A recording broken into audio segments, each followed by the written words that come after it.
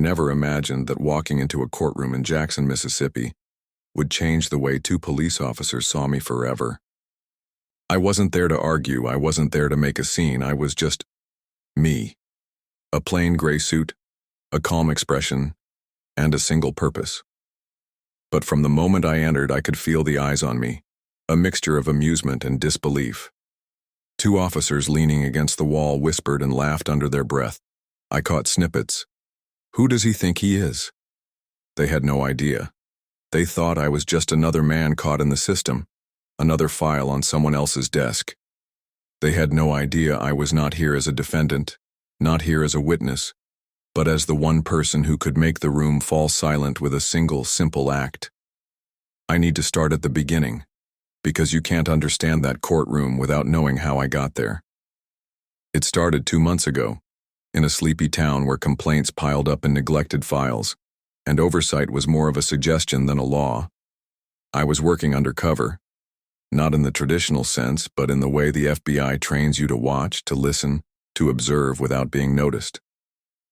My mission: investigate systemic corruption, improper procedure, and missing footage in small-town police departments where complaints against officers never seemed to lead anywhere.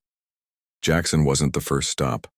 I'd been through 3 counties before, compiling reports, quietly logging evidence. But something about this place caught my attention. Citizens whispered about officers manipulating records, tampering with footage, and intimidating witnesses. My agency had received a tip, and I couldn't ignore it.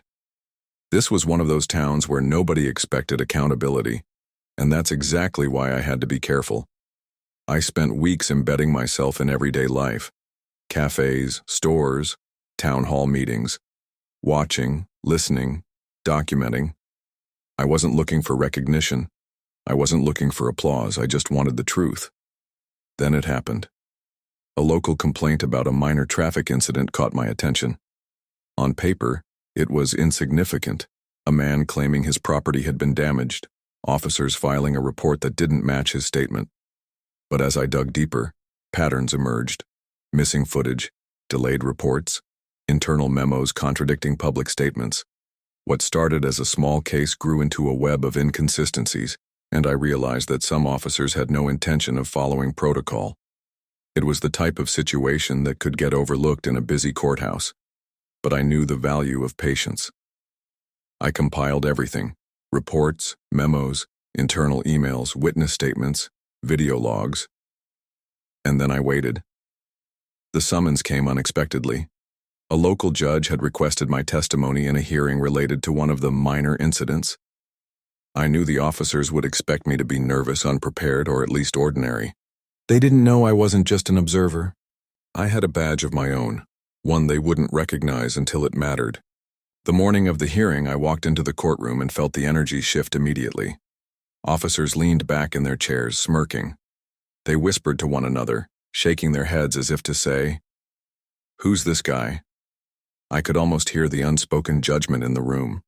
Assumptions about who I was, what I was worth, and what I could possibly contribute. The judge called the case. My name echoed in the hall, and I walked forward without hesitation. I wasn't here to make friends. I wasn't here to charm anyone. I was here to do my job.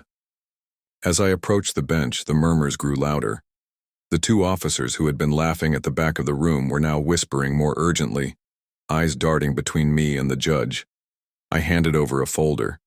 Inside were copies of all evidence, organized, time-stamped, undeniable. Every missing video, every manipulated report, every contradiction, the sum total of months of work, presented in one neat package. For a moment, the room froze. The judge opened the folder, eyes widening as the pieces came together. The officers, previously amused, now shifted uncomfortably, realizing that their assumptions had been wrong. I knew the officers thought they had the upper hand. They had underestimated me from the start, seeing only a man in a gray suit and assuming they could dismiss my presence. But assumptions are fragile, especially when faced with facts. One officer cleared his throat, attempting to regain control. Who are you really?" he asked, voice slightly trembling. I didn't need to speak. I laid the badge on the bench, the unmistakable seal of the FBI. eyes widened across the room. The judge leaned forward, disbelief etched across his face. The murmurs swelled into gasps. The officers' smirks vanished. Suddenly, the quiet amusement of the room turned into a tense awareness that the game had changed. I explained my role calmly, methodically. Every report, every video, every missing complaint, I had documentation for it all.